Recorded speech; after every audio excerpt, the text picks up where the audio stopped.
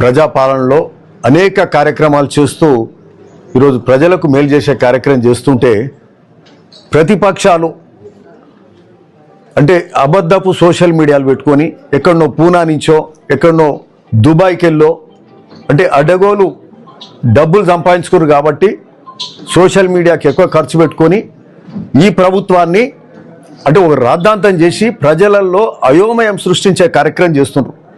ఏదో తప్పు జరుగుతుంది, ఏదో సరిగ్గా లేదు రాష్ట్రంలో అనేది ఒక అనిశ్చిత పరిస్థితి తీసుకొచ్చే కార్యక్రమం టీఆర్ఎస్ పార్టీ చేస్తుంది.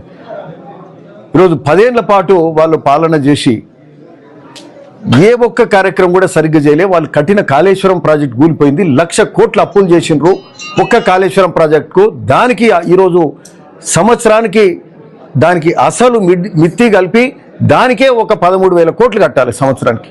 అంటే మొత్తం తెలంగాణ ప్రభుత్వం మీద అంటే ప్రజల మీద మనందరి మీద అప్పులు మోపి భారం మోపి ఈరోజు ఏ కార్యక్రమం చేయాలంటే కూడా జర ఇబ్బందికర పరిస్థితిని తీసుకొచ్చి ఈరోజు అయినా కూడా సాహసోపేతంగా ఇట్లాంటి కార్యక్రమాలు చేస్తుంటే, మంచి కార్యక్రమాలు సంక్షేమ అభివృద్ధి కార్యక్రమాలు అన్నీ చేస్తుంటే దీని మీద మరి ఒక అయోమయం సృష్టించే కార్యక్రమం చేస్తున్నారు.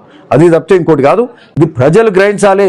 10 ఏళ్ళు మనల్ని మోసం చేసిర్రు, 10 ఏళ్ళు అన్యాయం చేసిర్రు, మనకు అప్పుల రాష్ట్రంగా మిగిల్చిర్రు. 60,000 కోట్ల అప్పులు ఉంటే దాన్ని 7 లక్షల కోట్లకు తెచ్చి ఈరోజు మన బడ్జెట్లో దాదాపు 60,000 కోట్లు బట్టి విక్రమార్క గారు ఫైనాన్స్ అసెంబ్లీలో చెప్పిండు. 60,000 కోట్ల వాళ్ళు ఆ సన్నాసులు చేసిన అప్పులకే మేము అప్పులు కట్టాలి, అప్పులకు మిత్తి కట్టాలి.